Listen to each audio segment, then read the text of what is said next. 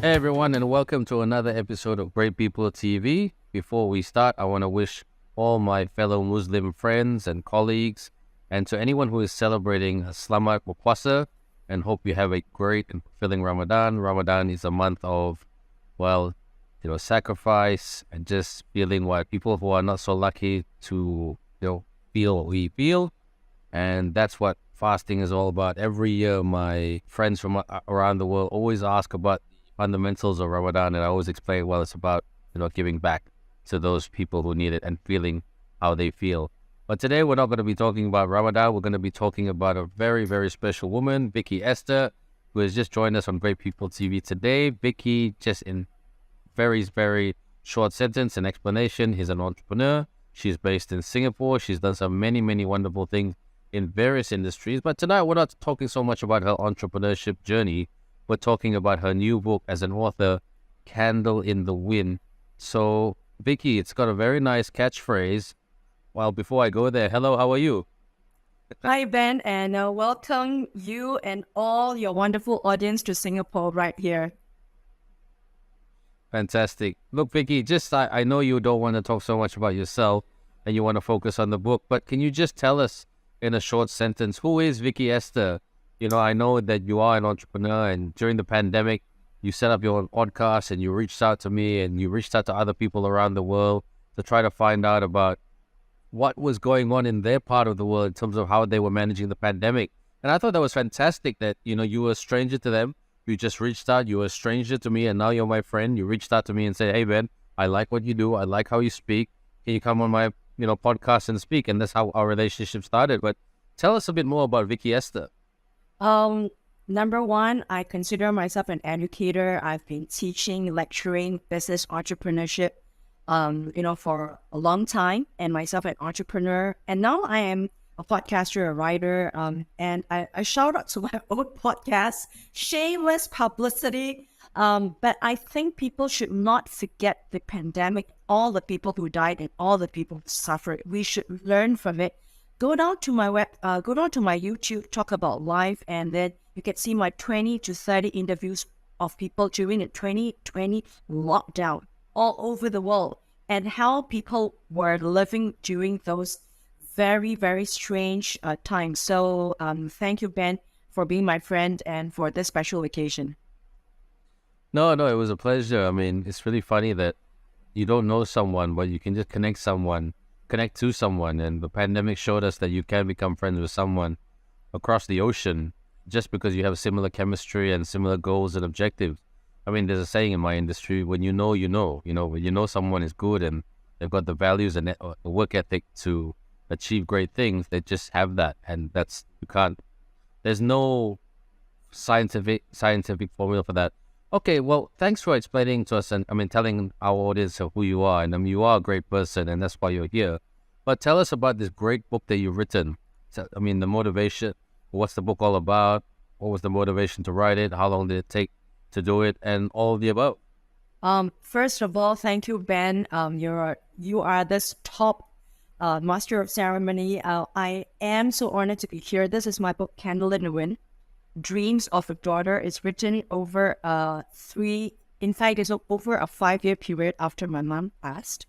Candle in the Wind is about her struggle, and they are real dreams of a daughter. And during these 3 to 5 years that I communicate with her through the dreams, is all this wordless communication between her and myself.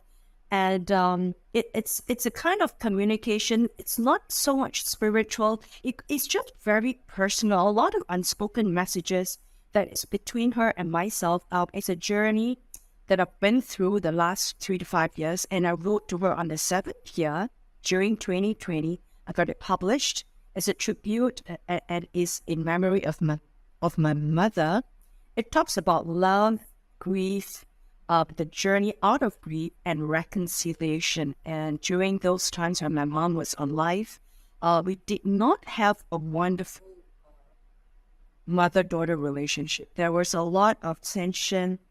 There were unspoken tension, unspoken strife, a lot of things that we did not want to compromise. And I don't, and the reason why I think people should pick up a book like this, because it reminds us when we are living, we need to do a lot of reconciliations. One of the things, I want to talk about in this book, Ben, is it is a lot about death, and they are real.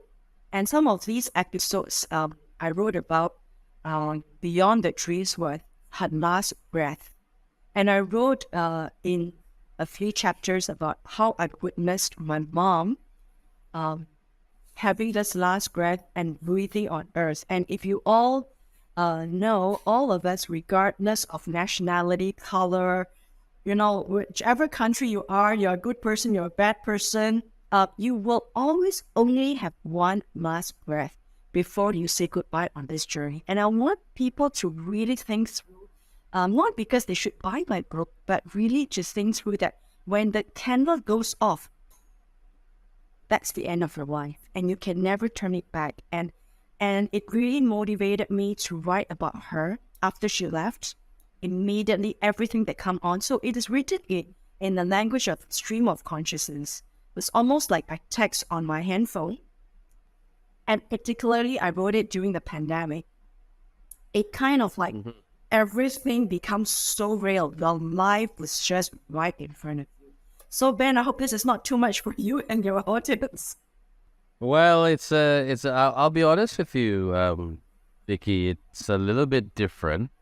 I mean, we've had tons of authors before who've come on the show to talk about ADHD, entrepreneurship, leadership, depression, and all of the above. But what your book represents is, I mean, it's got a very catchy title. It sounds like the Elton John song to a certain degree, But it's a very personal connection, and I think, I mean, I haven't read the book, and I would like to read the book, but there's a very, very deep connection here between what your words represent, and also, what someone has to go through, because the good old saying, we all don't live forever, and, I mean, my mother always says all the time, I mean, yes, I know you appreciate me when I'm here, but you'll really, really miss when I'm gone. And I always say, Ma, why are you talking like that? It's so negative. It's so this, that, and the other. But like you said, once you experience it, I mean, correct me if I'm wrong. I mean, and if I'm explaining it incorrectly, and I do apologize if I am, is that you just feel this loss. And I think this book has helped you, and will probably help other people find that connection of balance. Is that a fair statement? In some ways, yes. It's an outlet of outpouring of what was on my mind. I think it's on a subconscious level, because we look at the back of my book. I wrote it through my stream of consciousness, the things that came to my mind, and also the dreams. In fact, it's almost like 5 years, because the first 3 years was like very intensive dreams. She was communicating with me non-verbal sense. And then the next 2 years, it was less frequent, but the messages are there. It's nothing spiritual, whichever faith, it doesn't matter, because we all go through this. But when you look at life and it's being encapsulated in one breath, it doesn't matter what you struggle. It doesn't matter if you are black, you're white, you're brown, you're yellow. It doesn't matter if you're rich or you're poor. Because at the end, all of us, we are reduced to ashes and the dust, and we all return to the ground. And I think that if we remember that baseline, that denomination, that is the same for everyone, I think we are able to show so much love, tolerance, so much more understanding to another human being who looks different from you. They are going through their struggle themselves. It could be grief, it could be relationship, it could be reconciliation, but family issues, particularly here, if I'm talking my relationship with my mom and then my relationship with my family, I think it happens across everywhere. I mean, it's regardless of geography or color, right? A lot of family issues. So, I hear you. Yeah. So, I mean, Viki, you've explained the book so well. I mean, there's nothing more to be told about this book. It's just about a personal connection, how you lost your someone very dear to you, and that's hard, you know. I mean, when we look, we will, Wow, it's hard. unfortunately, we will all lose someone special in our life, you know. I won't go about my experiences, but I've lost some very close people in my life, family, for some, and it hurts, you know, and it stings for a long, long, long time. And sometimes you do learn to accept it, but you don't really learn to get over it. So that's the hard part. And I think what you've shown our audience today is that this book has really helped you get that candle in the wind, you know, like we really give you some direction. But maybe just, I mean, and I mean, again, I mean, can't wait to read it. To all our audience, please pick up this book, because I mean, a lot of our audience at Great People TV, they're very much, I always say this, they're the LinkedIn market. So the LinkedIn market people are very hardworking, very driven, very ambitious. They want position title, they want better salaries, not just for them, but for their families. But at one point, you stop and you say, "Oh my God, why did I work so hard for? What did I just do? I worked so hard that I didn't get to see my mom. I didn't get to see my children. I didn't get to see my wife or my loved one and all that. And one day they just gone because of some simple, cruel twist of fate, you know. And that's just life. That's the hard part of life. So I feel you. I mean, I feel I'm tearing up a bit, even though I'm not showing it on screen. But I just feel it. But maybe, Viki, I mean, what our audience need to do is pick up this book and read it. So because you're in Singapore and most of our audience are predominantly Malaysian, some Australian, some Singaporean, but predominantly Malaysian, where can they find out how to purchase this book? They can find it on Amazon.com.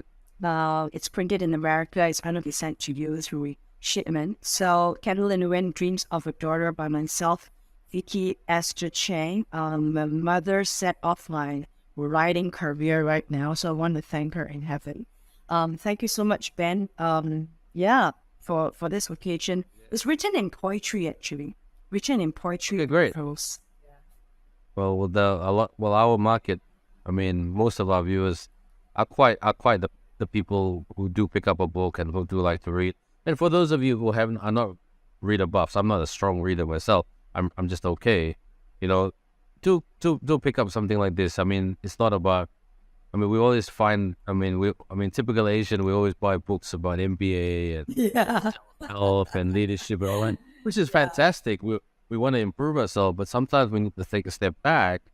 Yeah. And when we do go through grief, you know, I mean, it's best that you hear about it in a very truthful, honest way with someone like Viki, who is definitely not old, but someone who has someone who has a lot of some experience to share. So, Viki, just in conclusion, in this episode, can you just pick up the book? Maybe read us a paragraph or two. That's a chapter that, I mean, not the whole chapter, of course, but like maybe one part of the book that really resonates with you and could resonate with our audience. And I think that's a teaser for them to really purchase the book and read more. Okay. I wrote a lot of poetry. I wrote a lot of poetry. Yeah, I'm gonna write a couple of verses. Okay. There are a lot of poetry that I think will reach out. I've written poetry that people really cried, and I'm thinking, okay, thank you. Okay, this particular poem, you can see it's. Yeah, what page is that? Okay, for this first edition is page 20. It's called The Window. Now, a little bit of context to people who study literature. For a poet to write a poetry, it must be a context. So this is when I was living in France. In fact, this whole book was written when I was in France. It was published, launched in France and in Singapore. It been Amazon. So I wrote this, the context of this poem. Not the other theory one is going to tear everyone down, but this is called The Window. So when I was in France, I miss Singapore so much. The last 2 years of her life, I wasn't able to come back to spend a lot of time with her. So I actually Googled the street, and I went into the Google street and looked up at a window where she used to live. And of course, she's a little bit passed off. But the Google captured the window and the curtains when she was alive. So I'm going to read this. Just a couple of sentences. Yeah, that'd be great. The window, it is as though she would still walk out, that she would lift those blue curtains like she always did, and peer through the window, looking out, wishing that she could get out. The window, those blue curtains, still in the Google map. She would still have been behind those blue curtains in the Google map. The window. Many times I searched through the map, still hoping to find perhaps her face, a hand, or her hair behind those blue curtains. The window. Many nights I drove and looked up, hoping to get a peek. Maybe she's still there, hoping she will walk out, to wave, to say, or to whisper. Those blue curtains are still there in the Google map. So just a few verses, but the rest of it, the readers can read. Yeah, no, it seems very powerful, very impactful. I mean, it's deep. Sounds very deep, Vicky, if I'm being very, very honest. But I think this kind of book, well, it's not a fairy tale. It's reality and what you've experienced. So, Vicky, anything else that you would like to add before we call it a night? Last sentence, last remark I'd like to make, Ben, to you and the wonderful audience. I think reconciliation is so important. Reconciliation before anyone passes. Sorry, I love you, thanks to you. I think those are simple but very powerful words to someone who means so much to you. And sometimes we can be kinder to a stranger than to someone who's close to you. Speak about that. So I hope that this helps everyone as a reminder in a wonderful interview with you today. And I just want to thank you so much for giving me an opportunity to share that we must not forget reconciliation, love, and to say I'm sorry, and to say, to mean something to me. Thank you. Yeah. No problem, Vicky. Look, I mean, anytime. I mean, you're a friend. I mean, like I said, even though you didn't know me, I mean, I want to just tell our audience a little bit about you. Even though you didn't know me during the pandemic, you reached out to me and said, let's connect. Let's set up this. I mean, I was a guest on Vicky's podcast, and we just went from there. And so when you told me the other day, can you help me promote my book? I said, sure, no problem. It was just about finding the right time and the right avenue and all of the above. So you don't need to thank me, my friend. I mean, you helped me a lot as well. And I think for the rest of our lives, if we can help each other as much as we can, that's what friendship is all about. So I really am sorry that you had to go through that loss. I really look forward to reading your book because, I have experienced that kind of loss before. And it's just not me. I mean, every day I am on Facebook, I am on Instagram, I'm on social media, and there's a connection of mine who says Inna Lillah, which means in Islam that someone has passed away. Al-Fatiha, someone has passed away. My non-Muslim friends saying, oh, my grandfather and my grandmother has left us, my mother has left us, my father has left us, my sister has left us, and so forth and so forth. So it's very, very sad, actually. And it's hard. I find it hard to reach out to them, because they must be hearing the same word condolences about 50, 100 million times. And some people don't want to hear that word condolence. Oh, I'm here for you. Some people just need me to be left alone. That's my style of doing it. I mean, I will, I'll usually do the more quiet approach and give them time and space. So I'm sure you've gone through all the emotions, and I'm sure it's all in the book. And I really, really look forward to reading it. So everyone, get on that website that Vicky just mentioned, purchase the book. It's not very expensive. It's a good read. poetic as well, but very deep. I'm sure there's an instant connection right there, and it'll probably improve your English or your written English at the same time. It's a So, tribute to my no- mom. It's a tribute to her so that she doesn't just disappear from the face of the earth. yeah, I think your mom represents all moms. Yeah, I mean, everyone. the hard work that they put into their children, and also, and in your case, your mom left, but I'm sure she's in a good place, and I'm sure she's always looking after you because your positivity, I must admit, Vicky, is magnificent, and not many people can do that. So everyone, just to finish up the show, thank you, Vicky, for coming onto our show, Great People TV. Remember, everyone, we are now very active because of our new technology and our new platforms provided by Borneo Digital, who is a great supporter of Great People TV. We are now live on LinkedIn. We are now live on YouTube. Or, as usual, we are live on Facebook. And what we do every week, we cut sound bites out of these interviews and we put it on Instagram. We put it on our social media platforms so that you will get the best inspirational quotes and words from our speakers, just like Vicky. So please continue to support Great People TV by pressing follow, like, and subscribe, and just to share it as well. We're very much a newbie. I mean, even though we've been around it for 18 months, but like all things, we're just going to keep working hard to give people the best. And tonight, we have definitely given the best to our audience by giving our Great People TV audience Viki Esther. So, Viki, you take care, stay in touch, and I'll speak to you very soon, yeah?